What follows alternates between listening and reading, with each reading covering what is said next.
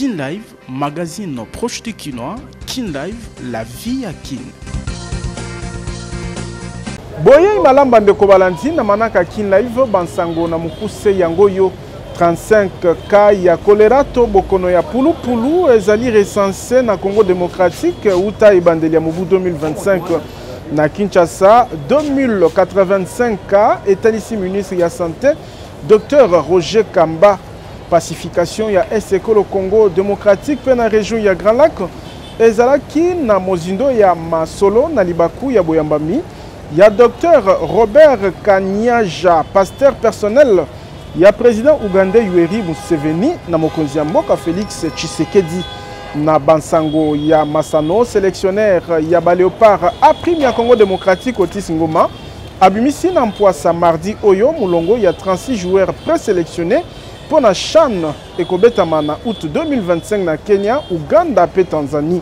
Simako contre le ville ya Kinshasa, École RDC Afrique ape mokili, toyaka liboso na bino pendant talisa manso, tokutana kinango ignorance à la terre.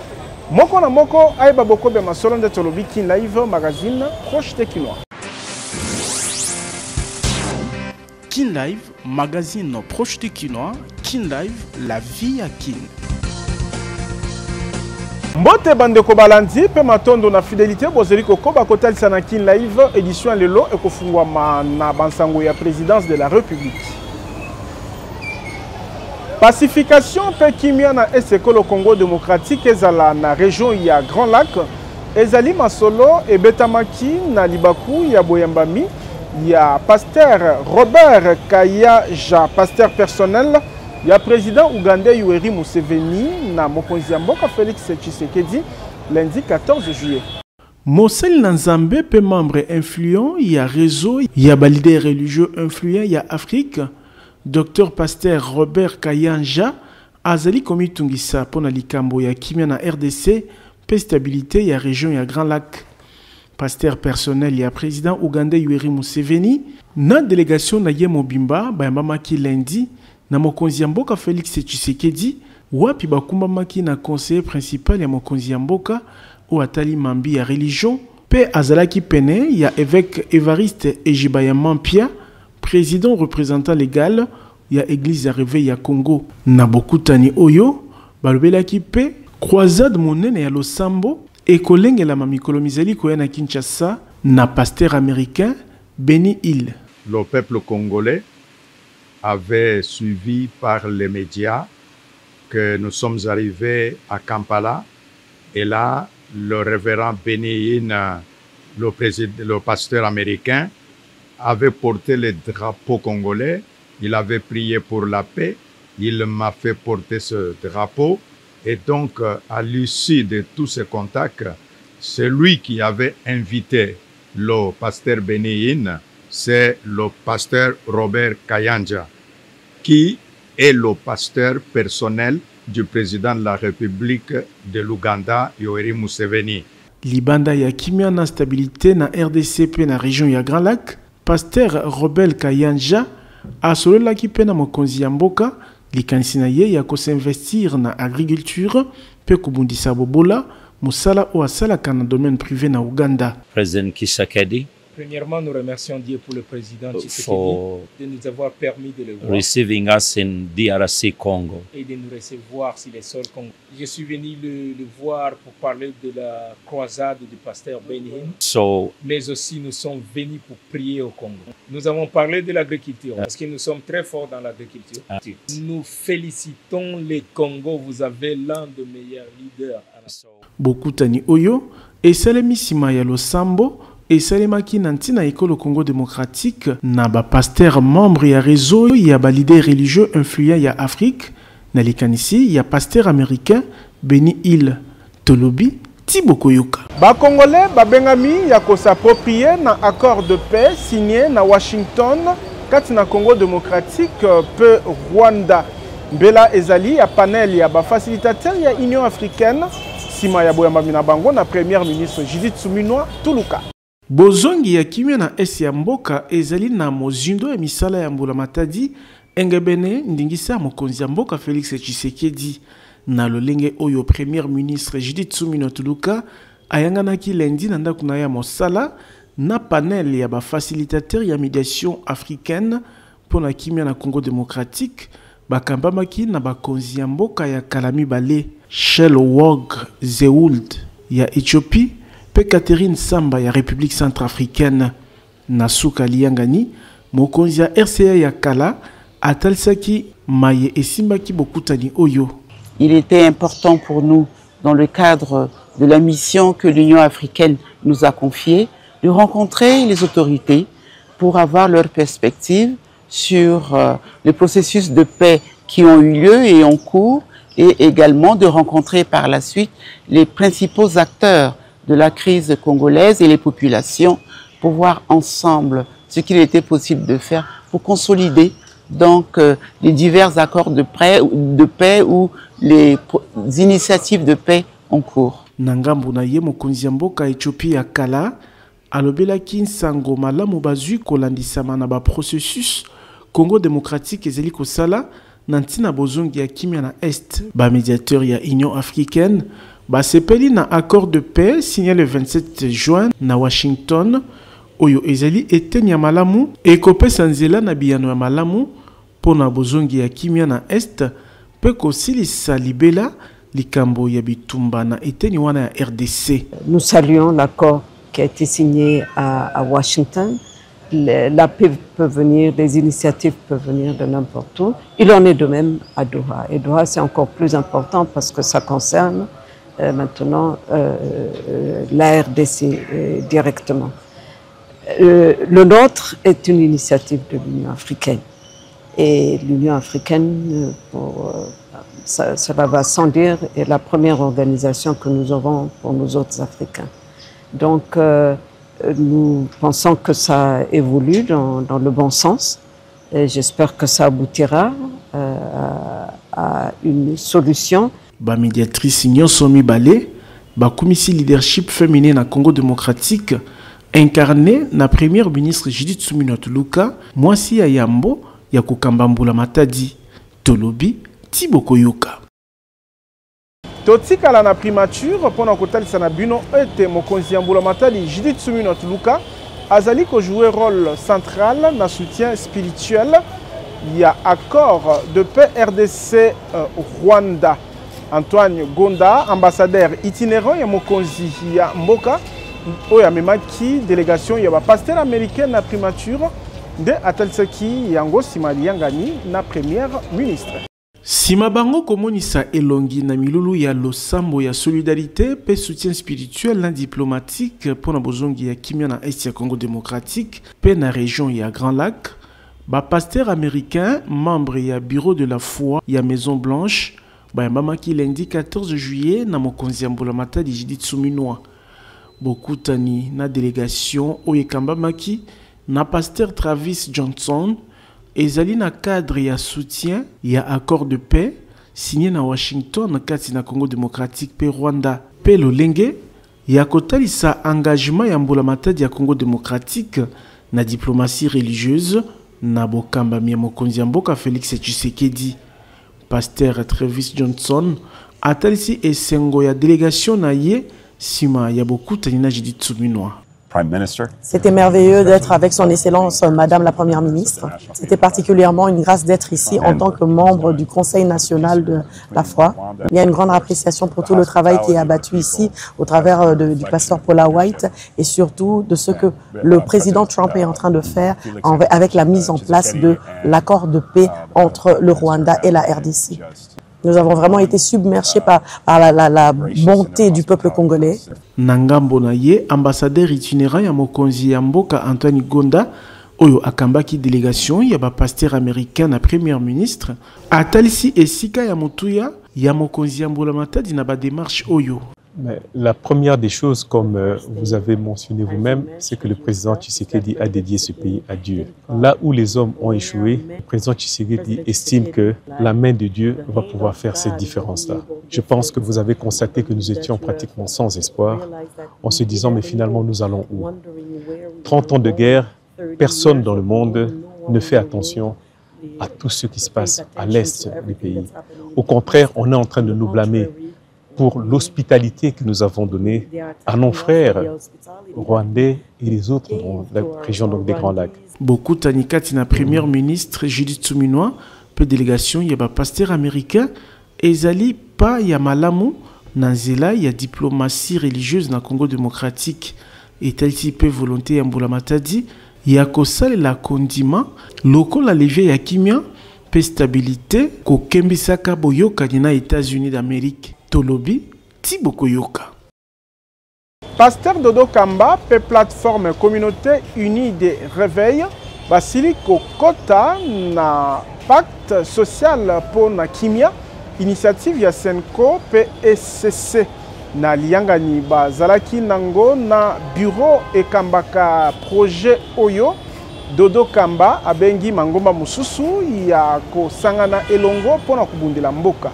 Bureau ya initiative pacte social pour na kimia pe kobika elongo malamu esimbami na Senko PSCC et yambaki lundi pasteur Dodo Kamba évêque pe mokambi ya plateforme ya ba communauté unie des réveils CUR na salle ya conférence interdiocésaine ya Gombe na masolo na bango représentant ya CUR atalisi esengo na ye pe asali annonce officielle ya bokoti na bango pe komi pesa makasi na bokoti na misala ya pacte social. Les autres confessions devraient être non seulement intéressées mais s'impliquer et nous avons été aujourd'hui clarifiés et édifiés et nous affirmons que les choses sont claires et que nous pouvons apporter ce que nous pouvons à notre niveau, quelques idées pour pouvoir non seulement enrichir, mais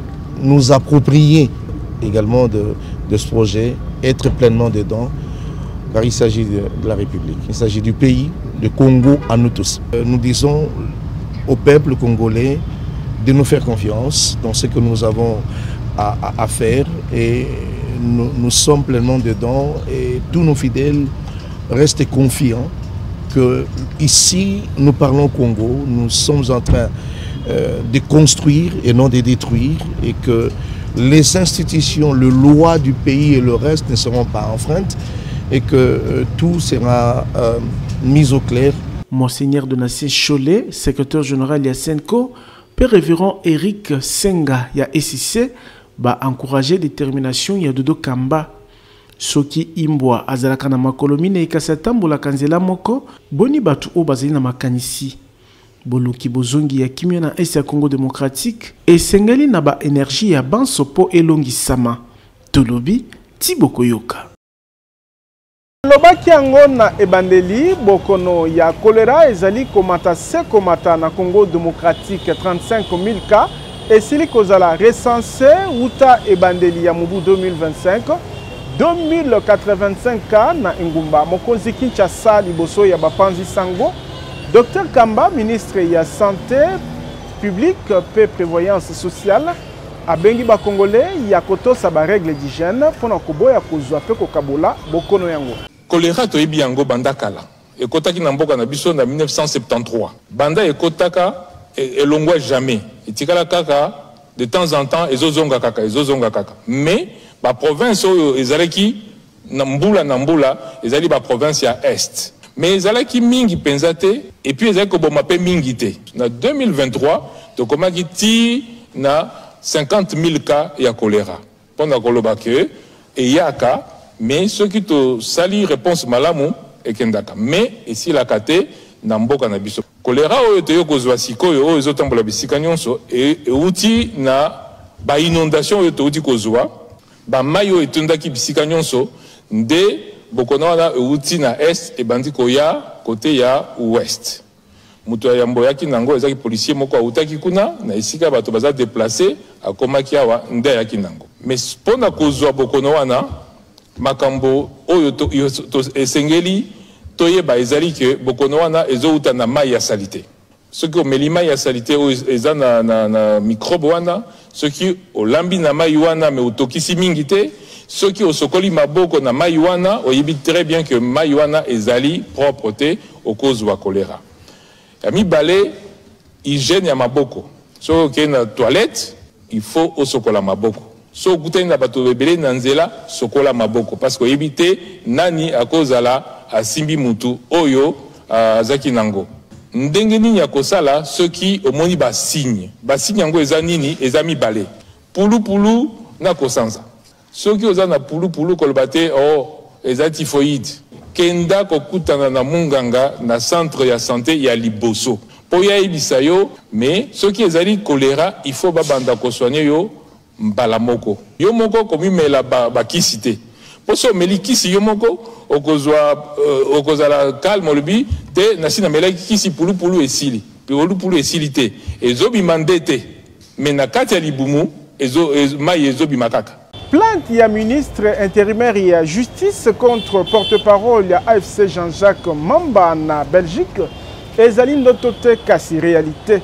Auteur et action judiciaire Oyo, Maître Samuel Mbemba, a-t-il été affundillé pour aeba na kofuta motema mabe likunia pelikundu azali na yango nantina ya kobebisa carrière scientifique o azali kotonga po na lobby.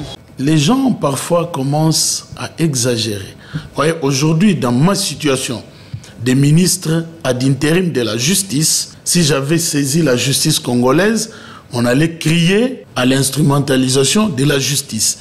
Mais j'ai saisi la justice belge pour deux raisons. Premièrement, si je n'ai pas un diplôme belge, c'est cette justice belge qui va s'en prendre à moi directement. Deuxièmement, je sais que Mamba n'est pas à Kinshasa, il est en Belgique. Donc, c'est là qu'il peut à la fois voir mon diplôme, mais aussi payer de sa méchanceté. Parce qu'au-delà de la vie politique, j'ai une carrière scientifique que je suis en train de construire. Aujourd'hui, j'ai non seulement ce master en droit de l'ULB, j'ai pris mon inscription à l'UNIKIN en diplôme d'études approfondies. J'ai eu un DEA en droit avec mention la plus grande distinction. Maintenant, je suis en thèse.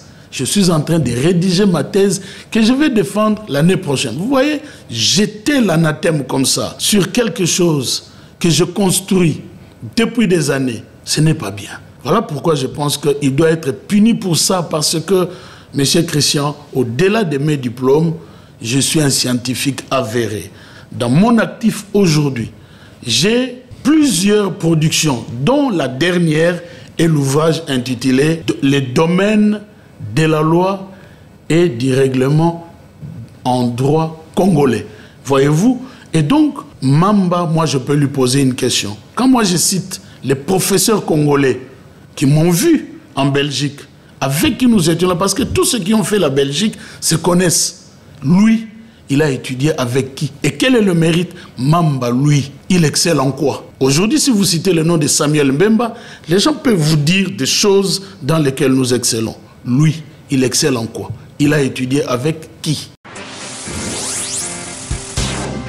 Kin Live, magazine proche du Kinois. Kin Live, la vie à Kin.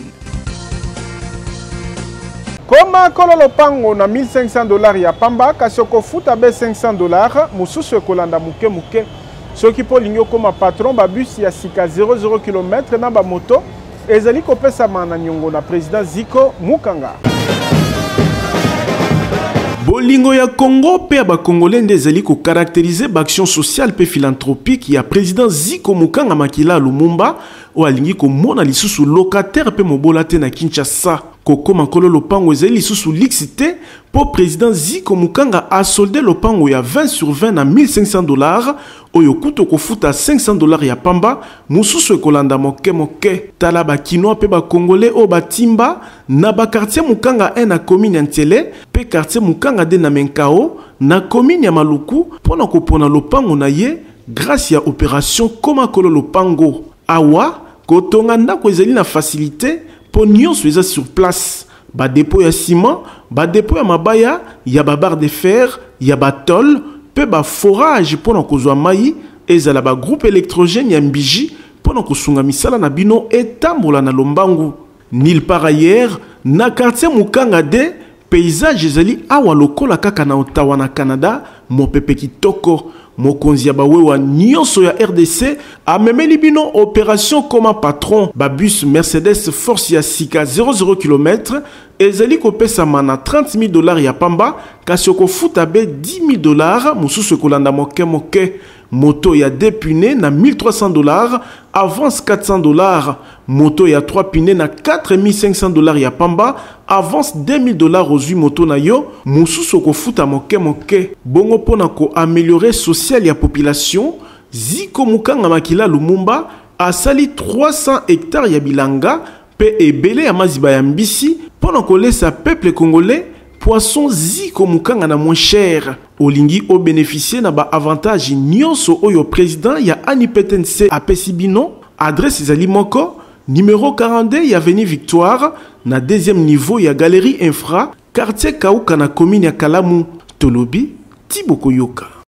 Sima ya mobembo na ye na Paris na France wapi ya monisaki elongi na 50e assemblée générale ya assemblée parlementaire francophone mokonzi ya Sénat ya ekolo Congo démocratique Jean-Michel Samalukonde Kenge oyo asilaki pe ko signer accord na homologue na ye ya mboka France asali aperçu ya mission à Salaki na mboka France. Nous sommes ici à Paris dans le cadre de la 50e assemblée parlementaire, session de l'Assemblée parlementaire de la francophonie. Ici, le Sénat, à côté de l'Assemblée nationale, est représenté par une forte délégation des sénateurs et de son administration. Nous avons débuté nos travaux comme cela avait été prévu et avec une rencontre particulière ici, au plus haut niveau, ça veut dire reçu par le président français, M. Emmanuel Macron, réception faite au président des assemblées et de parlement. C'était l'occasion de faire passer les messages de civilité de la République démocratique du Congo à la République française. Ensuite, nos travaux proprement dit ont commencé avec une forte participation d'abord dans les différentes commissions, avec les sénateurs qui m'accompagnent, avec le soutien de l'administration, sur les différentes thématiques qui avaient été discutées, notamment sur le volet politique, économique et social. Nous avons eu, en marge de cette session, l'occasion de signer le protocole d'accord avec le Sénat français. Je rappelle ici qu'à la suite de la visite que le Sénat avait effectuée ici même, le 25 mars dernier, nous avons pris date de nous retrouver à l'occasion de cette session de l'APF pour signer ce protocole d'accord. Paris pris, Paris tenu. Stagiaire ya école d'administration militaire ya Kinshasa, basukisi mobembo to voyage d'études na bango na Tanzanie. Ya Mbobati Dar es Salaam, général de brigade Kankenza, commandant ya Esam, ayebaki na kotonda armée tanzanienne pour na faciliter basalaki na délégation na ye. Na boyambami na bango na soirée elengelamaki samedi na chef d'état-major général ya Tanzanie o azalaki représenté na général-major Idi Saidi, commandant ya école militaire des visites d'études ya école supérieure ya administration militaire ya Kinshasa et Sukaki. Na maloba na ye général-major Saidi apesaki matondi na école d'administration militaire ya RDC lolenge baponaki Tanzanie pour un voyage d'études ya ba stagiaire na ye. Kinshasa, le général de brigade Jean-Claude Kankenza, chef de la délégation venue de Kinshasa. Chers invités, mesdames et messieurs, au nom du chef d'état-major général de l'armée tanzanienne,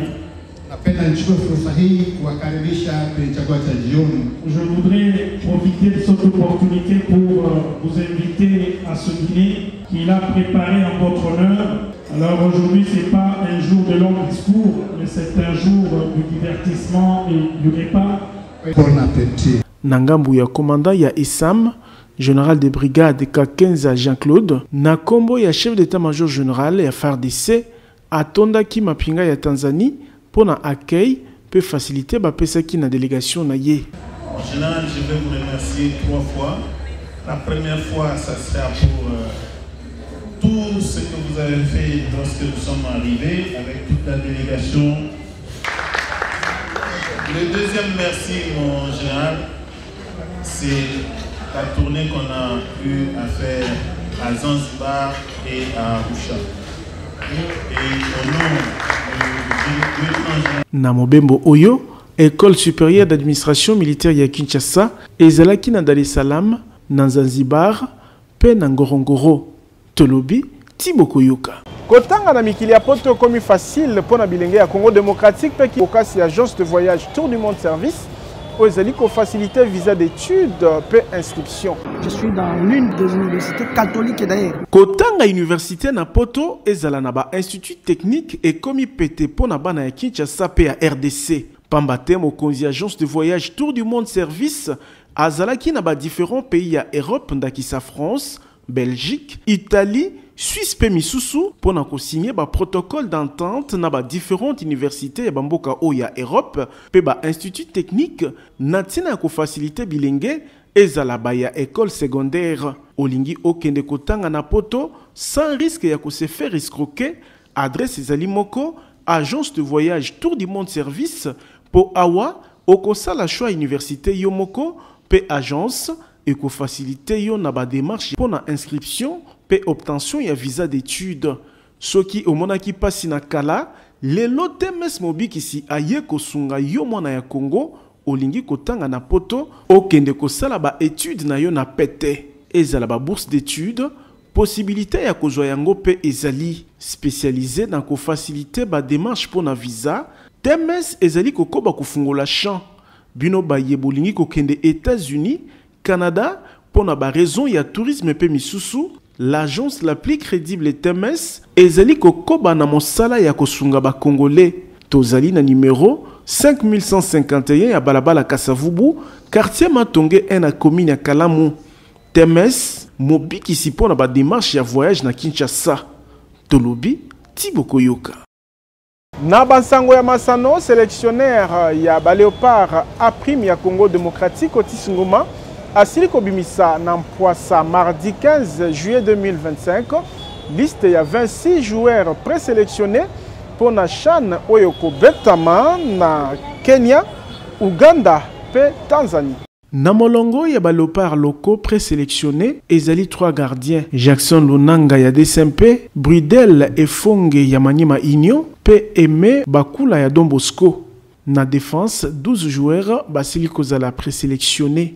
Ezali bongo, Jacques Mwimba ya Maniema Inyo, Dieu merci Ndongala ya TP Mazembe, Jordan Mokonzi ya FC Saint-Éloi Lupopo, Elton Kayembe ya les Aigles du Congo pe misusu.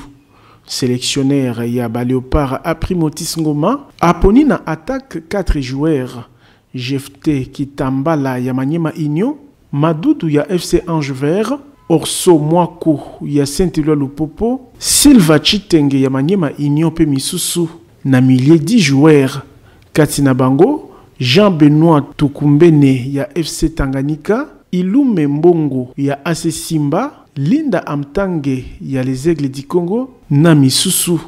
Na milieu excentré, 7 joueurs baponami, James Mboma ya Maniema Inyo, Liz Kabwiti ya TP Mazembe, Moka Liozazia ya Rangers pe misusu. Stage ya ba joueurs présélectionnés, Ekosalama na biteni mibale ya yambu ya 5 jours na Kinshasa, pe ya mibale Ekosalama kobanda le 21 kino le 30 juillet na Algérie, na tina ya kolenge la malamu na Ekobanda le 2 kino le 30 août 2025, pe ekobetama na Kenya, Uganda pe Tanzanie. Si on veut aller tout droit au but, aujourd'hui, il est question simplement qu'on puisse commencer à convoquer les joueurs, à rassembler les joueurs, parce que chacun chez lui, de faire venir les 8 joueurs de Lubumbashi, qu'ils arrivent au plus tard, le plus rapidement possible demain, et qu'ils puissent faire un premier camp à Kinshasa, de 4 à 5 jours, avant de s'envoler pour l'extérieur. Mais je crois que ça serait l'Algérie, pour la simple raison. On a cherché depuis plus d'1 mois le lieu d'accueil, dans ces lieux d'accueil-là. On avait le pays comme l'Afrique du Sud, il fait trop froid. Aussi, ça correspond par rapport au climat. Il n'y a pas d'adversaire. Le Cameroun, Mbakono est pris par d'autres nations qui étaient bien avant nous au niveau de la demande. Tolobi Tibokoyoka. Kin Live, magazine proche du Kinois. Kin Live, la vie à Kin. Kin Live Suki Awa, Tozala Kin Sengo ko présenter Binoango. Na kombo ya équipe technique rédactionnelle, Totondi Bino Botondi. Si ma caméra ezalaki Fabrice Bengo botikala na kimia Kin Live ezali kokoba. Kin Live, magazine proche du Kinois. Kin Live, la vie à Kin.